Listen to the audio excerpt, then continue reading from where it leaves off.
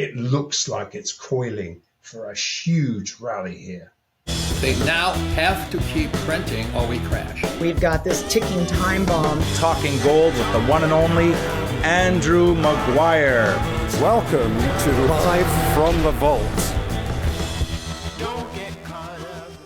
Welcome to Live from the Vault. Live from the Vault is the show that goes beyond the headlines and uncovers the truth about the precious metals industry and the effects on the global economy in these historic times. You know, we have exclusive access to experts and insiders, and we reveal information and insights that you simply won't find anywhere else. Hi, my name is Shane Morand, and I'll be your host for this week's episode of Live from the Vault. And we'll be joined shortly by the one and only precious metals expert and whistleblower, Andrew Maguire, as we pull back the curtains on the intricate world of gold and silver, and we expose what's really going on in the precious metals industry. So get ready for another blockbuster episode of Live from the Vault, and we'll bring you the knowledge, we'll bring you the understanding that the mainstream media is just not providing. So just before we head over to the UK, please help us spread the word about this channel by liking and by sharing this information and by subscribing. You know, it really helps the show. It really helps grow the community. And you'd also really be helping the channel grow as well. So click on the bell button right there if you want to be notified as each of these episodes go live. And with that, let's head over to the UK and Talking Gold with Andrew Maguire. Well, thanks, Shane. Nice to be with you again. Nice to be with all our subscribers again. This is a timely one. We've got a sell-off going on today. Now, so really, let's get on with the questions you've got, Shane, and obviously, I'm sure we can address them in the correct order. Hey, Andrew, as usual, we have a lot of great questions coming in from the Live from the Vault community to cover today. Can we start off by connecting the dots between our last market update only 2 weeks ago and that episode and what you're seeing right now in the marketplace as we we are starting now and we're ending the second quarter, moving into the third quarter. By the way, as we get started, kudos on calling the physically driven rally from 2000 into the end of the first quarter and into the end of the second quarter. Can you give us a prediction now? This is the first question on what you expect for gold and silver into the end of the third quarter. Yeah, Shane, as I say, great to be with everybody. And this is always a good place to start. Now, given that we've had a very similar setup as we witnessed in late February, what I want to address is as we head into the end of the week, the month, the quarter, which it'll be on Friday when this is released. We're recording this on Wednesday. And of course, that's really the first half of the year out of the way, all concatenating on Friday. What we're looking at is the widening disconnect between what we as wholesalers are seeing in the unleveraged strong physical gold and silver global markets versus really the self-serving, directionally driven 96% diluted COMEX chart painted mispricing. We see that again today. Now, we've once again evidenced intense end-of-month price capping, albeit from a higher stair-step, culminating into the squaring of large, unbacked, derivative gold and silver bets as we exit large, wrong-footed bets against gold and silver, of course, into the end of the month. Now, these bets, a lot of them were placed 12 months ago. And it's not surprising to evidence momentum-driven outflows of paper market longs because it's going down, which in turn is being read by the paper market analysts as signaling lower prices to come. So let's start by digging into this. Now, as we've drawn attention to in the past, these synthetic price disconnects are driven by the Fed trying to contain a rising gold price against the dollar. But the scope of this activity is ultimately limited to how many blinkered leveraged naked long or short CTAs can be tricked into buying or selling 96% unbacked, undeliverable COMEX chips. Well, we call them chips because they call them open interest in the exchange, but these are unbacked. This is a synthetic game, so we call them chips. And of course, the exchange lists them as what is actively traded open interest. That's what is recorded. Now, these speculators, which is the CTAs controlling 75% of all of these chips, this open interest, borrowing these unbacked positions, they have no view into the unleveraged global delivery markets. So what they do is accept the COMEX pricing output. Well, it's at face value. So when we see the physical to paper disconnect widening to such unsustainable levels as we see right now, and just as this open interest starts to actually dry up, this is precisely the signal we look for to mark the last stages of a sell-off, especially when as now, it's accompanied by the cartel employing the only tool left in the price suppression toolbox, trying to talk the gold and silver prices down. Now, all the signals are there. And the last time we had such a big disconnect was just before we evidenced a $450 rally in mid-February. Now, I try not to spend too much time digging into granular detail, as much of this synthetic output is deliberately constructed. But sometimes it is necessary to dissect the footprints, as it helps to expose the scam, but it also helps to draw attention to opportunities to get as much value as possible when exchanging rapidly debasing dollars for gold and silver. But also, when we buy physical gold, we exponentially tighten the noose on the COMEX price setters. Lifting the lid also helps us to understand why the disconnect and how could it be possible for smart professionals to act as the useful fools of the cartel and time again not realize it. Well, actually, losing is really a guarantee. 95% of the time you're going to lose in a casino environment. But this has had some effect on the house actually being a little too greedy, and it's evidenced the speculators over the last 4 years ditching 40 million ounces of fake casino chips, reducing the supply of what was the 80 million ounces that they used to borrow from the house. Now, these speculators have left the rigged casino for far less manipulated markets. And in so doing, they've ultimately forced their demise, the demise of the cartel. And it's been a slow process. But let's look at why this exit of synthetic players is being replaced by physical traders who operate outside the cartel's direct reach, but have learned the game, and that these professional traders, sovereigns and foreign central banks, who are they're stealthily preying on the cartel, because what we're saying is there's not really enough of this open interest for them to have serious impact.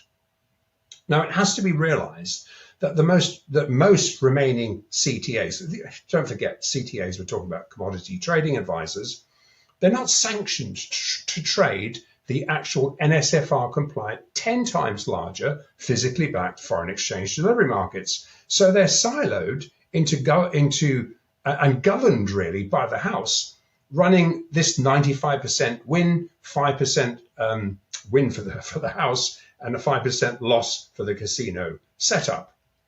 Obviously, that's reversed for the speculators. And given these speculators only have 4% of skin in the game, they continue to play the table that the casino dictates. Now, why I draw attention to this now is that we've entered the final stage of a house-governed wash and rinse cycle, as the COMEX pit managers find themselves increasingly exposed to large backdoor outflows of 96% leverage casino chips landing in the deliverable foreign exchange markets. Now, this limits the scope of their activities to what they can square inside the casino. Every ounce, kilo, ton that flows out of the only unbacked gold and silver exchange left globally, it shortens the noose. And while central banks and sovereign buyers alchemizing this paper gold into physical are driving the action, collectively, we as physical buyers are also assisting in forcing the cartel to become price takers. Hey, Andrew, now I know many of our community members know that's been around here for a long time that you've been trying to draw attention to this smoke and mirrors world for many, many years as an analyst and a DOJ, CFTC, and BOE whistleblower. Can you lift the lid on what you're seeing now, especially as many analysts have been calling for a gold price correction? Yes, Shane. And for this reason, it could be self-fulfilling. And for this, so really, that's one of the reasons I thought it appropriate to weigh in against an array of bearish-derived chart-painted reports calling for a very sizable gold and silver price correction. Now, this has been largely driven by really three things, representing the various actors talking their own books in different ways. Now, we'll look at all three in closer detail, but really, we've got the pure technical analysts who have little to no view into the bilaterally settled physical markets. We've also, secondly, got the disingenuous cartel-driven gold overpricing calls, calling it overpriced. And these came in after rallies, and it's led this time by extremely wrong-footed cartel member actually this is Royal Bank of Canada. They happen to be put them into the mix. That's their trading arm is the RBC Capital Markets, who have recently been trying to gaslight traders, investors, into selling gold. And this capping attempt is a classic case of just follow the money. And the third thing we're going to look at is the $500 billion of wrong-footed OCC FX deliverable bets at 2,300 spot, which almost certainly also relates to the Fed's recent BIS borrowings, which, having failed to garner enough siloed synthetic CTA open interest to be able to repay these deeply underwater borrowings, is facing a directly related COMEX failure to deliver default. That is a Lehman moment. What do you think this is about today? So first, let's look at in order. Let's look at the technicals. Now, while I'd like to point out that I do have a great deal of respect for those analysts who present unbiased technical analysis that is legitimately points out high probability inflection points. Now, I bring to mind the great work of North Star Bad Charts. They are great analysts. And when we look at the well-defined pressure points, and they do happen to concatenate with what we're seeing in the physical markets, they add enormous validation. But also, without naming names, our focus is on those analysts who talk their own book. It could be that they have skin in the game, or it could be just reputational. Now, while I feel I must draw attention to this, is these actors, some of them are well-intentioned, end up flip-flopping, taking a bullish or bearish directional bias just at the wrong moments. Now, they usually pop up into the sideways markets that follow a sell-off or a rally. Predatory or not, they are ultimately dancing to the house's tune. And that's something I'm trying to draw attention to. So I've recently seen a rise in technically derived directional biased bearish comments being relayed by some well-followed analysts. And I can see by the footprints, this has been keeping a lot of investors on the sidelines, or worse, in some cases, shorting gold and silver futures, betting on these projected lower prices. In other words, they're becoming part of the problem. Now, we saw this level of bearish calls being for a correction when gold was called lower from 2000 in mid-February, and these bearish calls sidelined some investors, and they ended up missing at least $100 to $200 of the $450 rally. Now, as we know, CTAs that drive some 75% of all the naked long or short COMEX open interest, they're momentum traders, and they do not like a sideways market. So actively look for a buy or a sell trigger, regardless of the physical market strength or weakness. And the Fed is happy to oblige with them. Historically, given the Fed cartel is seeking to cap the rise of the price in the rise of gold versus the dollar, the current sideways action has led to cartel bid pulling to ultimately chart paint these led by the nose traders lower, hence why we're now evidencing analyst calls to the downside, which is exactly where we are now as we close out the second quarter. However, what I'm seeking to address is that there are very few analysts who also have a view beyond the leveraged synthetically drive COMEX pricing output. So they don't weigh in the current directional bearish bias that against the increasingly globally settled physical price, which is the output we get from the physical exchanges. It's just not in their view. And for years now, there's been, in fact, we've been seeing a reduction of this open interest. And actually, it's since 2000, we've seen if you remember, there was 800,000 lots of 96% leveraged open interest to gain. That equated to actually 2/3 of global mine production, which then, when leveraged at 96%, equated to a multi-trillion-dollar flywheel. And it could be shoveled in and out of the local London market without these bets resulting in any deliveries, so it just didn't matter. And as we just mentioned, now half of this open interest has exited the casino, making it exponentially more difficult for the Fed to find enough CTAs to offset against newly introduced 2023 Basel III requirements, which force physical delivery of these leveraged bets when they outflow through the COMEX EFP backdoor. And as soon as this open interest crosses into the local London market, it must be fully funded as it lands in the 10 times larger NSFR compliant deliverable global FX markets. If you remember, as a liquidity provider in the FX markets, you have to have the physical to play the game. Now, sometimes by design, these trendline followers cheerlead the house constructed naked long CTA rallies to the upside. And then market makers take the short side of these bets, knowing that they'll never take delivery.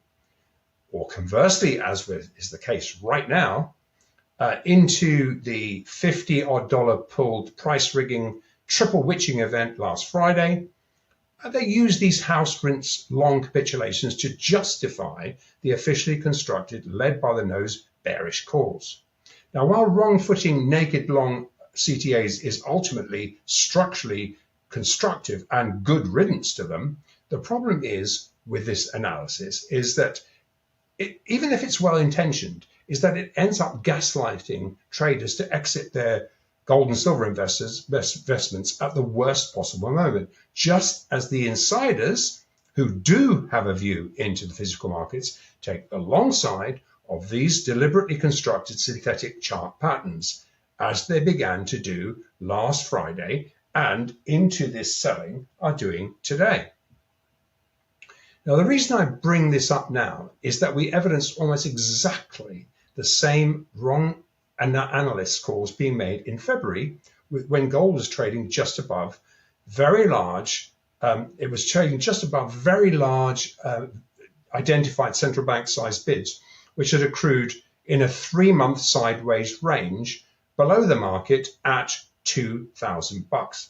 Yet, while the sideways action was read as a loss of upside momentum, and the technical charts suggested at least a $200 correction was on the cards, in fact, into the 1800s, and in fact, predatory calls were seen in the 1600s. Can you believe it? We went public here in a Live from the Vault episode, seeking to counter the narrative, because what was being missed by the pure synthetic analysts was that there were central bank bids that had accrued at 2,000 in such large size that it would have been dangerous for the wrong-footed Fed to allow them to fill, just like they are doing today. Now, we're seeing this set up now at 2,300, and it's once again physically underpinned, as you can see, into this sideways pattern. However, back in February, with CTAs controlling 75% of the open interest and with upside momentum being lost, we witnessed a momentum-driven breach of spot 2000, filling these NSFR compliant bids for T+2 delivery, and we identified this as a massive Fed miscalculation. Really, it was about the OCC bets. We'll get to that in a minute. But we know, so in other words, yes, it was a miscalculation, but they're caught between a rock and a hard place. And we noted at the time, with Basel III compliance in place in London, be careful what you ask for. Identifying that the Fed-induced misstep had triggered a CTA-driven overshoot of these central bank bids, resulting in the non-Basel III compliant COMEX price feeding into the Basel III compliant deliverable FX market, where these same actors, liquidity providers, are required to have the bullion on hand to deliver against the resulting FX gold fixed price. When these T+2 bids hit the Basel III compliant FX markets, it forced the alchemizing of hundreds of tons of 96% leveraged COMEX related FX gold to be sourced at market for delivery, which is what ignited the physically driven upside $450 breakout of the 3-month range that many traders were on the sidelines or short into. And we dissected that in great detail at the time. So let's fast forward to now. We witness almost exactly the same 2-month capped sideways setup that you can see in the chart, except the central bank bids are now aggregated around $300 higher at spot 2300. While once again, the currently spun technically derived patterns are in many cases technically just as valid, it's important to differentiate that they represent traders who have as little as 4% of skin in the game. And the problem is that these otherwise valid patterns completely fail to factor in that the unleveraged physical bids are laying versus how much, it's where they are laying versus how much leverage CTA open interest can be generated. So unless these lower synthetic targets in both GC and SI are weighed up and adjusted against where the physical bids actually are, they will lead to lost opportunities at the expense of the cartel. That's why we're drawing attention to them.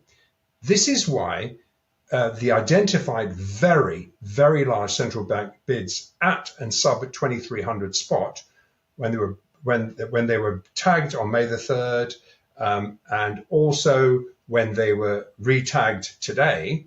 They've been tagged a couple of times. The problem with those following these led by the nose chart painted Fed-driven price suppression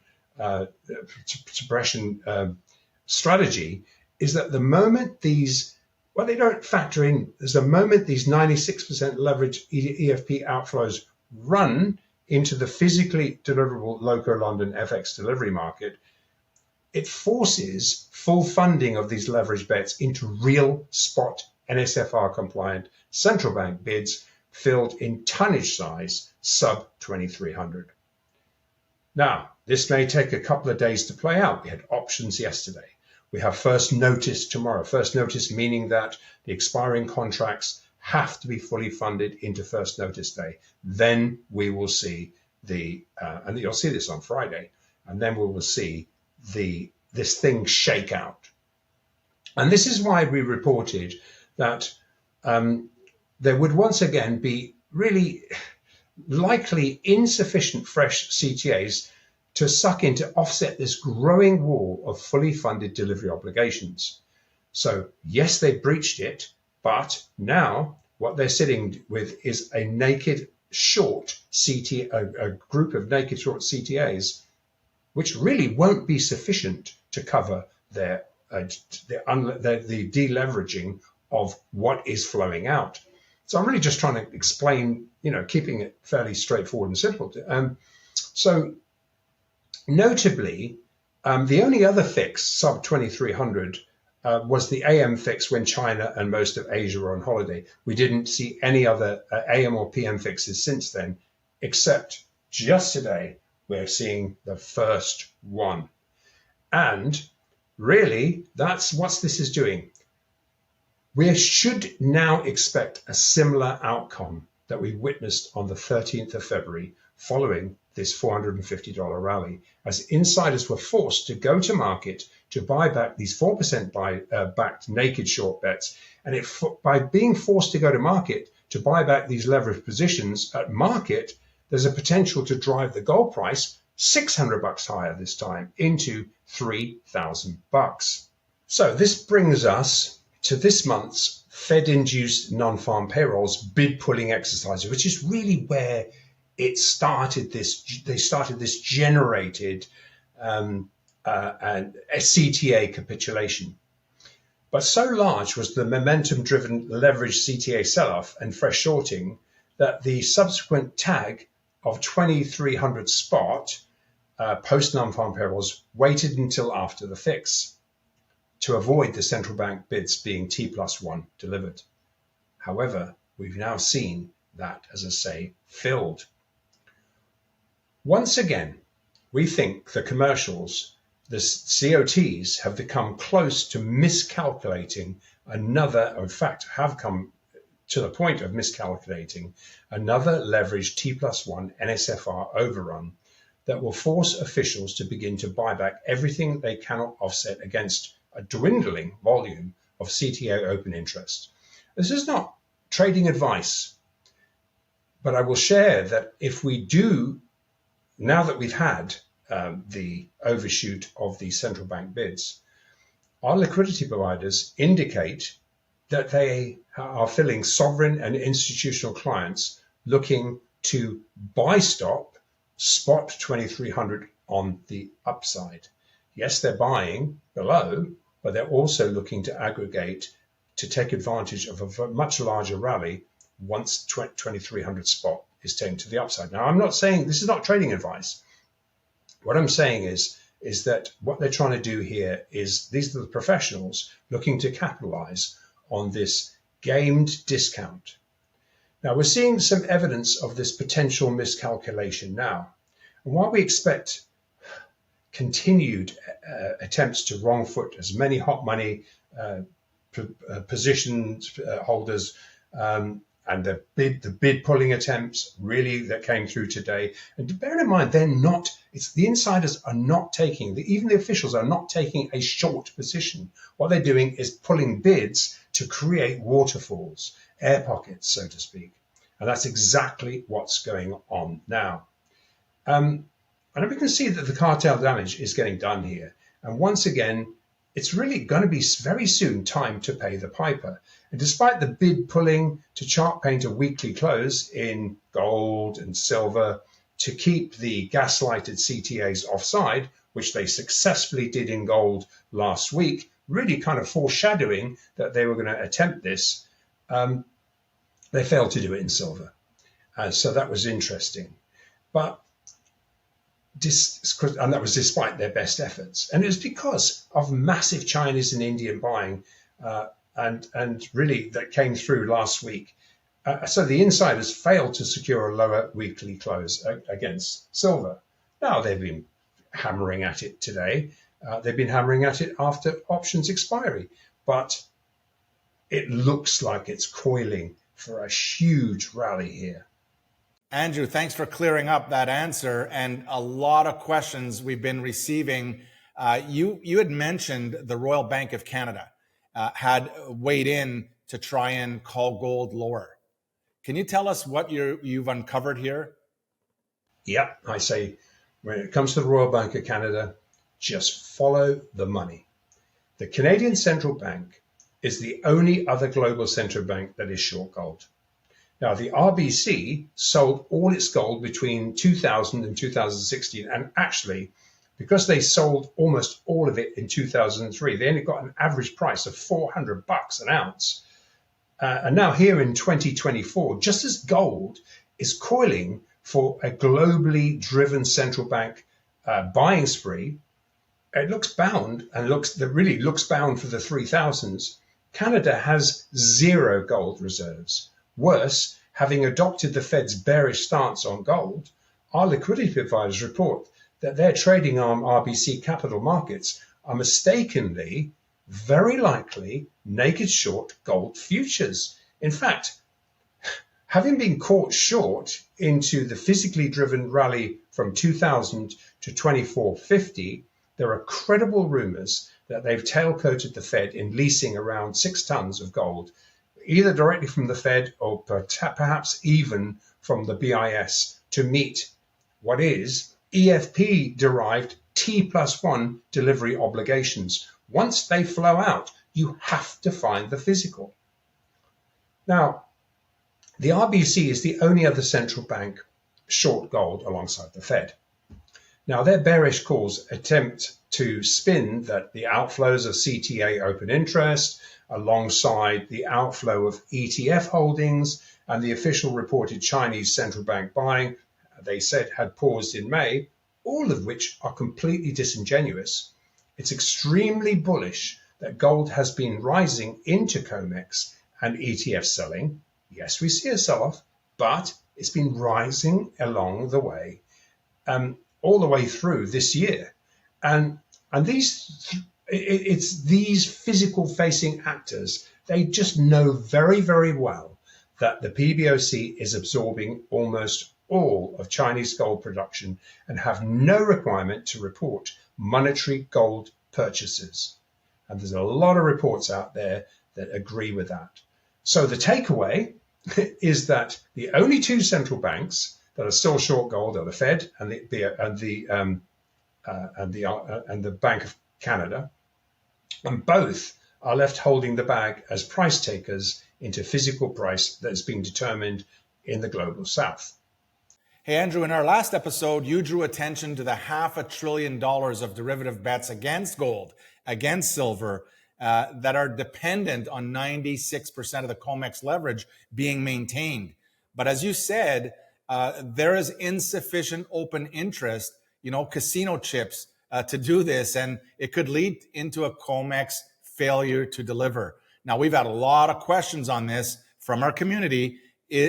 Can you tell us, is there anything new on this? Yes, Shane. And that's why at the beginning, I added this as the third price suppression component. We're evidencing, look, the cartel is there are desperate attempts to wrong foot as many actors as possible that really directly relate to the $500 billion wrong-footed OCC bets at 2,300. This is a rock and a hard place for them. And in our last episode, we looked at the wrong-footed Fed's desperate attempts to square up massively underwater accrued OCC bets sub 2,300.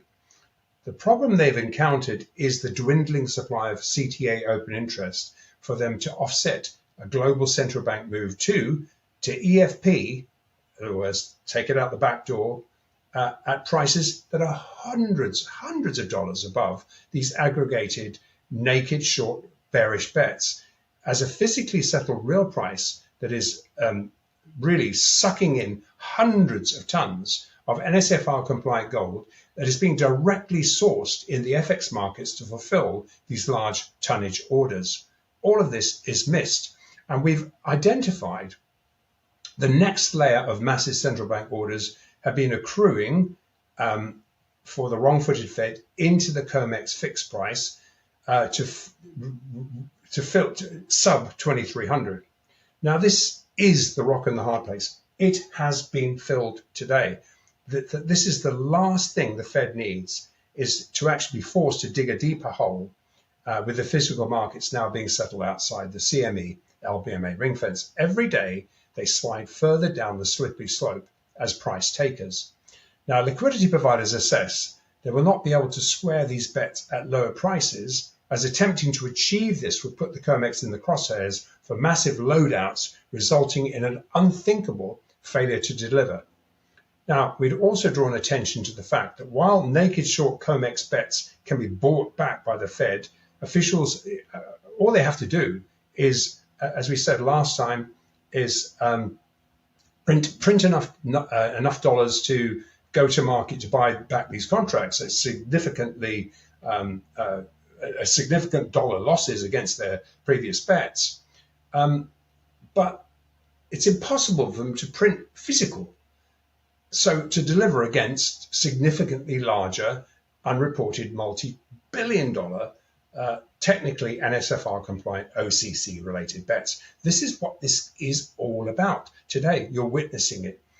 The visible COMEX casino house losses are exacerbated by forcing the unwind and full funding of this 96% leverage, these 96% leverage short bets into competing strong Chinese and Saudi central bank buying, who are not in the least price sensitive to gold priced anywhere under $3,000.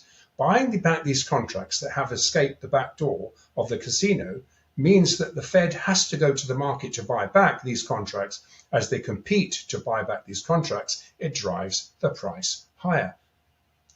This leaves us with a situation into the third quarter where the Fed, along agent bank RBC and Fed agent banks,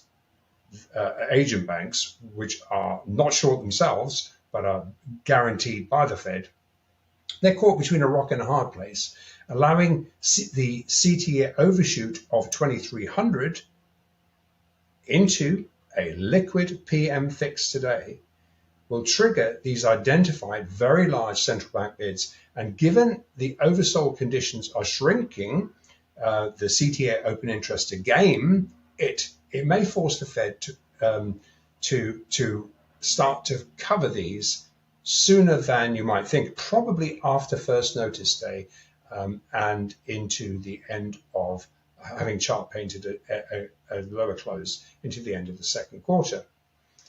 Now we've got credible, fresh information here that came through just a little while before I started recording, that the end of the second quarter holds a large component of these OCC bets sub 2300 that have to be squared. And this may force them to trigger what is what called a one-touch FX market option at 2300. That's being triggered. And if this is the case, which it is, then it presents central banks a massive physical buying opportunity. They will have sniffed this out as much as our liquidity providers have.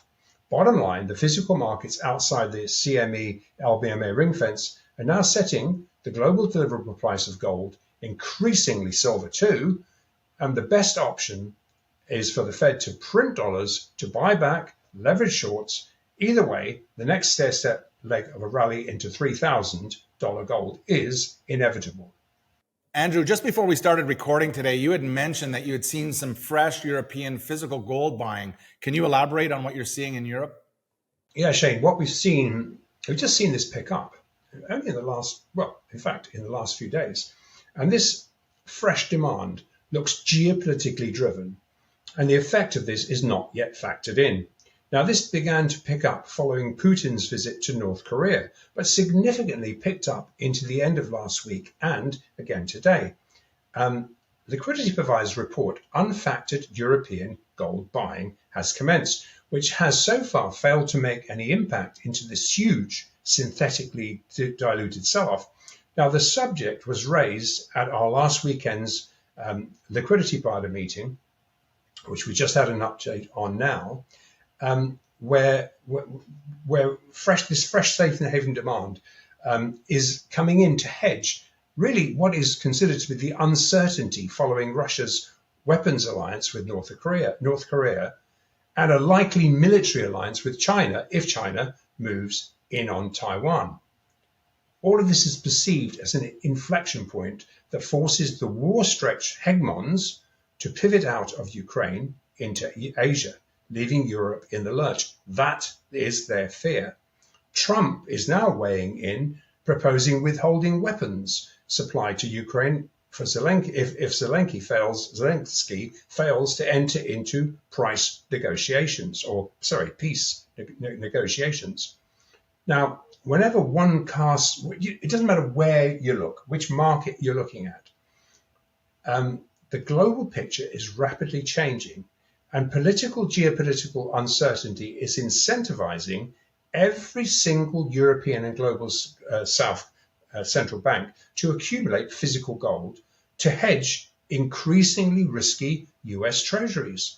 Now, speaking of which, At some point, the printing of $1 trillion of US dollar debt every 100 days is going to meet buyers' resistance. And while this is being glossed over, a buyer strike could quickly drive interest rates into the double digits.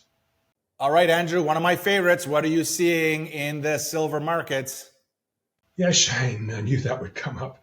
As we've just evidenced into the rigged dips into the what is really the July options expiry yesterday, we're recording this on Wednesday, they're also related to the OCC options expiring on Friday.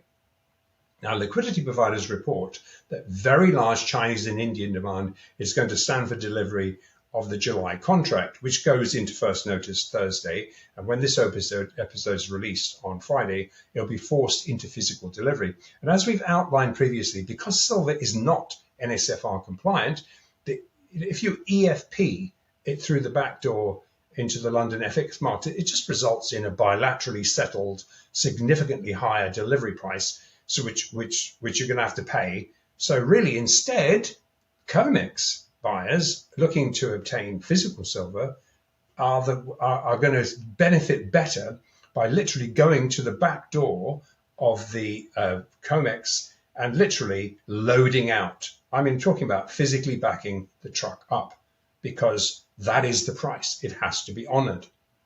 Now, COTs know that the various actors, those who will never take delivery, and they can be rinsed out, which is what's happening again today. And it's ludicrous, really, what we're seeing. And really, because it really, when you see that there are serious arbitrage entities that are actually going to take delivery from the COMEX and transport every ounce that they can obtain from the COMEX into the SGE at up to a $4 premium, this will have had these market-making commercials on the long side of these CTA sales, actually all the way sub $30, which was their actual option sweet spot. And just to understand how this OPEX gaming is achieved, we have a perfect example into yesterday's options expiry of how this unbacked COMEX shuffling occurs inside the casino, but contained inside the casino, and how it impacts the unallocated bilaterally settled FX markets. Now, having generated a massive downside air pocket to target long stops into options, it was clear by the footprints that the cartel then proceeded to buy back the new front month September contract overnight, capitalizing on the 34-cent spread above, which is a 34-cent higher price than the expiring in-delivery short sold July contract. Now, this is going to actually give them, if you work it out, a round trip profit of around $6,000 to $600 per rollover contract. The difference between 30 and 29 plus basically this 34-cent additional premium. So literally selling the front month and buying the September contract. Okay, that provides them a hedge, but all of this at the expense of the wrong-footed CTAs. So that's what you're seeing. This is the game. And that's actually the reason I raise this now is this what used to occur in the gold futures market before Basel III regulations forced EFB outflows to be deliverable the moment they land into local London market. Now, what will do the same for silver, though, is not regulations, because I doubt they're coming, but the fact that the physical silver price and the strong demand is being settled outside this 95% rigged COMEX silver casino. The arbitrage process, although limited to 460 tons per client, will limit this sort of gaming to be shallow. Now, Andrew, we continue to get a lot of questions from the community about the upcoming BRICs gold-backed currency. Do you have an update on what's happening with BRICs? Yes, I know I promised an update on the progress of the BRICs gold-backed currency. And while there is little new to announce. Rest assured, the massive sanctions packages on both Russia and China are ensuring that this beta-tested currency will at latest be launched in October, certainly before the November elections.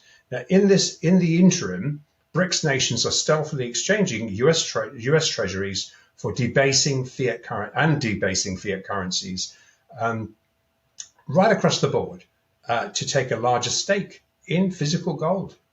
The paper market reset is getting very close. So don't despair when you see this kind of absolute synthetic action that is so divergent from the physical markets. So really today, what I've really sought to do is spend a large amount of this episode's focus on the COMEX and the derivative footprints, because I really think it's important to understand how these interact with the largely hidden physical markets. And it's not my intention to suggest you trade them at all. This is all about the real deal, seeking to protect your wealth by securing physical gold and silver, which leaves the only real question left to ask, which is Robert Kiyosaki's question: how much physical gold and silver do you own right now? All right. Thank you, Andrew Maguire, for talking gold. And remember, to our Live from the Vault community, buy physical, buy physical, buy physical. Those are the rules. Make sure it's backed 1-to-1. Make sure it is backed 1-to-1. No paper buying. And understand the difference between what Andy affectionately calls the casino paper gold and silver markets and the actual physical gold and silver markets. They're not the same. Don't be fooled. And there you have it. That's all we have for you today on another fascinating episode of Live from the Vault. And please help keep spreading the word about this channel by hitting that like button. If you haven't already done so, just click the like button right there. Share this information. And also, if you haven't subscribed, be sure to subscribe. Now, if you are subscribed, click on that bell and we'll notify you as each episode goes live. So you'll get the latest episode delivered right into your notifications. And with that, we'll see you right here next time on Live from the Vault. See you then.